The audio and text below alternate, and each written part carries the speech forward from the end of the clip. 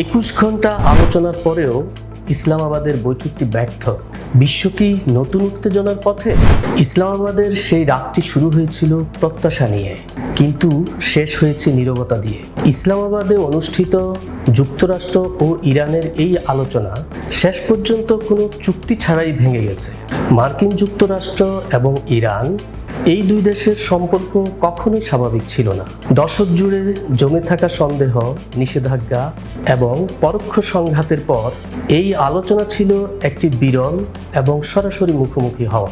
তবুও ইতিহাস এবারও সমঝোতার পথে এগোয়নি। প্রায় 21 ঘন্টা ধরে চলছিল এই আলোচনা।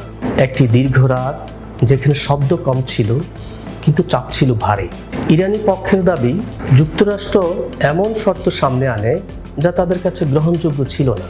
অন্যদিকে ওয়াশিংটনের অবস্থান ছিল, ইরান পরমাণু কর্মসূচি নিয়ে কোনো স্পষ্ট নিশ্চয়তা দেয়নি। আর এই আলোচনার কেন্দ্রে ছিল একটি সংকীর্ণ জনপথ, হরমুজ প্রণালী, বিশ্বের জ্বালানি বাণিজ্যের এক গুরুত্বপূর্ণ ধমনী।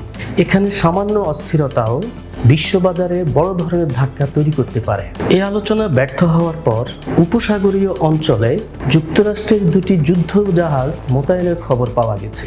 এটি এমন এক মুহূর্ত যেখানে কূটনীতি এবং শক্তির রাজনীতি একে অপরের ছায়ায় দাঁড়িয়ে আছে। এই আলোচনা কোনো বিচ্ছিন্ন ঘটনা নয়, এটি এমন এক দীর্ঘ সংঘাতের অংশ যা কখনো পুরোপুরি যুদ্ধ নয়, আবার কখনো শান্তিও নয়। বিশ্লেষকদের মতে এই অচল অবস্থা নতুন নয়, এটি একটি স্থায়ী অনিশ্চয়তার প্রতিফলন। এখন কোনো নতুন বৈঠকের সময়সূচি নেই, কোনো চূড়ান্ত সমাধানও নেই, শুধু একটি প্রশ্ন রয়েই গেছে। এই ব্যর্থ আলোচনা কি পরবর্তী সংঘাতের ভূমিকা তৈরি করছে, নাকি পর্দার আড়ালে এখনো কোনো সমঝোতার সম্ভাবনা টিকে আছে?